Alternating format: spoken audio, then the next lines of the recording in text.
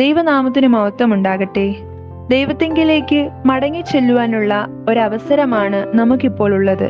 നമ്മുടെ ജീവിതത്തിലെ പല പ്രശ്നങ്ങളെയും മറികടന്ന് അവയെ തരണം ചെയ്ത് പുതിയ ജീവിതത്തിലേക്കുള്ള വഴികളാണ് നോമ്പ്. വചനം ശ്രവിച്ച് ദൈവത്തിലേക്ക് കൂടുതൽ അടുക്കുവാൻ നാം ഓരോരുത്തർക്കും കഴിയട്ടെ. അല്പസമയത്തെ ചിന്തയ്ക്കായി തെരഞ്ഞെടുത്തിരിക്കുന്ന വേദഭാഗം മർക്കോസ് 3:31 മുതൽ 35 വരെയുള്ള വാക്യങ്ങൾ. അനന്തരം അവന്റെ അമ്മയും സഹോദരന്മാരും വന്ന് പുറത്തു നിന്നു അവനെ വിളിപ്പാൻ ആളയച്ചു. പുരുഷാരം അവന്റെ ചുറ്റും ഇരുന്നിരുന്നു. അവൻ അവരോട്, നിന്റെ അമ്മയും സഹോദരന്മാരും പുറത്തുനിന്ന് നിന്നെ അന്വേഷിക്കുന്നു എന്ന് പറഞ്ഞു. അവൻ അവരോട്, എന്റെ അമ്മയും സഹോദരന്മാരും ആർ എന്ന് പറഞ്ഞിട്ട് ചുറ്റും ഇരിക്കുന്നവരെ നോക്കിക്കൊണ്ട്, എന്റെ അമ്മയും സഹോദരന്മാരും ഇതാ, ദൈവത്തിന്റെ ഇഷ്ടം ചെയ്യുന്നവൻ തന്നെ എന്റെ സഹോദരനും സഹോദരിയും അമ്മയുമാകുന്നു എന്ന് പറഞ്ഞു. ഈ വാക്യത്തിലൂടെ യേശു നമ്മെ പഠിപ്പിച്ചു തരുന്നത്, ദൈവത്തിന്റെ ഹിതം നിർവഹിക്കുന്നവനാരോ അവനാണ് എന്റെ സഹോദരനും സഹോദരിയും അമ്മയും. തന്റെ കുടുംബ ബന്ധങ്ങളെ യേശു ഇവിടെ തള്ളിക്കളയുകയല്ല ചെയ്യുന്നത്. ആത്മീയ ബന്ധങ്ങൾക്ക് യേശു മുൻഗണന നൽകുകയാണ് ചെയ്യുന്നത്. യേശുവിന്റെ കുടുംബത്തിലെ ഒരംഗമായി മാറി ദൈവത്തിന്റെ മകനും മകളുമാകുവാൻ നമ്മൾ ചെയ്യേണ്ടത് എന്തൊക്കെയാണ്? ദൈവഹിതം അനുസരിച്ച് നാം ജീവിക്കുവാൻ ശ്രമിക്കണം. പിതാവിന്റെ ഇഷ്ടം ഭൂമിയിൽ നിർവഹിക്കുവാൻ എന്ന ഒരു ലക്ഷ്യം മാത്രമേ യേശുവിനുണ്ടായിരുന്നുള്ളൂ.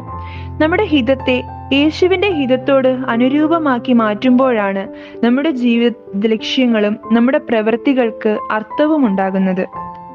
ദൈവത്തിന്റെ പദ്ധതികളും സ്വർഗത്തിലേക്ക് നയിക്കുന്ന വഴികളും പലപ്പോഴും നമ്മുടെ പ്രതീക്ഷയ്ക്ക് വിപരീതവും നമ്മുടെ തയ്യാറെടുപ്പുകൾക്ക് അതീതവുമാകുന്നു.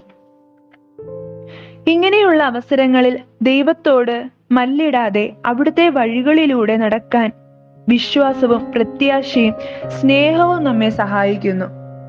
നമ്മൾ ചെയ്യുന്ന കാര്യങ്ങൾ ദൈവഹിതം അനുസരിച്ചുള്ളതാണോ എന്ന സംശയം നമ്മളിൽ പലപ്പോഴും ഉണ്ടാകാറുണ്ട്. ആ പ്രവൃത്തികളിലൂടെ ദൈവത്തെയും സഹോദരരെയും എത്രമാത്രം സ്നേഹിക്കാൻ നമുക്ക് സാധിക്കുന്നുണ്ട് എന്നതിനെ അടിസ്ഥാനപ്പെടുത്തി മാത്രമേ നമുക്ക് നമ്മുടെ ആ സംശയങ്ങളെ ദൂരീകരിക്കാൻ സാധിക്കുകയുള്ളൂ. ദൈവകൽപ്പനകളെ കുറിച്ചുള്ള വ്യക്തമായ അവബോധവും എല്ലായ്പ്പോഴും അവ പാലിച്ചുകൊണ്ട് ജീവിക്കാനുള്ള ആത്മാർത്ഥമായ ശ്രമവും നമ്മുടെ ജീവിതത്തെ ദൈവഹിതത്തിന് അനുയോജ്യമാക്കുന്നതിൽ ഒരു വലിയ പങ്ക് വഹിക്കുന്നുണ്ട്. കാരണം ദൈവകൽപ്പനകളെല്ലാം സ്നേഹത്തിൽ അധിഷ്ഠിതമാണ്. ദൈവത്തോടും സഹോദരരോടും നമുക്കുള്ള ഉത്തരവാദിത്തങ്ങൾ എന്തൊക്കെയാണെന്ന് ദൈവകൽപ്പനകൾ നമുക്ക് വ്യക്തമാക്കി തരുന്നുണ്ട്. ഈ ഉത്തരവാദിത്തങ്ങൾ ആത്മാർത്ഥതയോടെയും സ്നേഹത്തോടെയും ചെയ്യുവാൻ ശ്രമിക്കാത്തിടത്തോളം കാലം നമ്മുടെ പ്രവൃത്തികൾ വിശദീകരിക്കപ്പെടുകയോ ദൈവഹിതത്തിനു അനുരൂപമാകുകയോ ഇല്ല. സർവശക്തനും എല്ലാം അറിയുന്നവനുമായ ദൈവം അനുവദിച്ചു കൊടുക്കാത്തതൊന്നും ഈ പ്രപഞ്ചത്തിൽ സംഭവിക്കുകയില്ല. അതുകൊണ്ട് തന്നെ നമ്മുടെ ജീവിതത്തിൽ നടക്കുന്ന എല്ലാ കാര്യങ്ങളും, അനുദിന ജീവിതത്തിലെ നിസ്സാരങ്ങളായ സംഭവങ്ങൾ മുതൽ കാരണമില്ലാത്ത തകർച്ചകളും ഉത്തരമില്ലാത്ത പ്രശ്നങ്ങളും വർണ്ണനാതീതമായ വേദനകളും എല്ലാം ദൈവത്തിന്റെ പദ്ധതിയുടെ ഭാഗമാണെന്ന് നമ്മൾ മനസ്സിലാക്കണം. അവയ്ക്കെല്ലാം പിന്നിലെ ദൈവഹിതം എന്താണെന്ന് പൂർണ്ണമായ ഒരു ഉത്തരം എല്ലായ്പ്പോഴും നമുക്ക് ലഭിക്കണമെന്നുമില്ല. എന്നാൽ ഓരോ ദിവസവും നമ്മൾ ചെയ്യാൻ ആഗ്രഹിക്കുന്ന കാര്യങ്ങളെല്ലാം ദൈവസന്നിധിയിൽ സമർപ്പിച്ച് ഒരു പ്രാർത്ഥനയോടെ നമ്മുടെ ദിവസം ആരംഭിക്കുവാൻ നമുക്ക് സാധിച്ചാൽ ആ പ്രവൃത്തികളിലൂടെ ദൈവം നമ്മിൽ നിന്ന് എന്താഗ്രഹിക്കുന്നു എന്ന കാര്യത്തിൽ നമുക്ക് കൂടുതൽ വ്യക്തത ലഭിക്കും.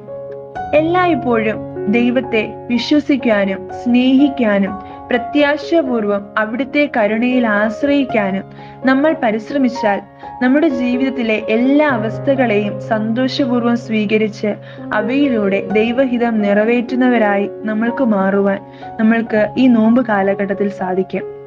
ഈ വചനങ്ങളാൽ ദൈവം നമ്മെ അനുഗ്രഹിക്കുമാറാകട്ടെ.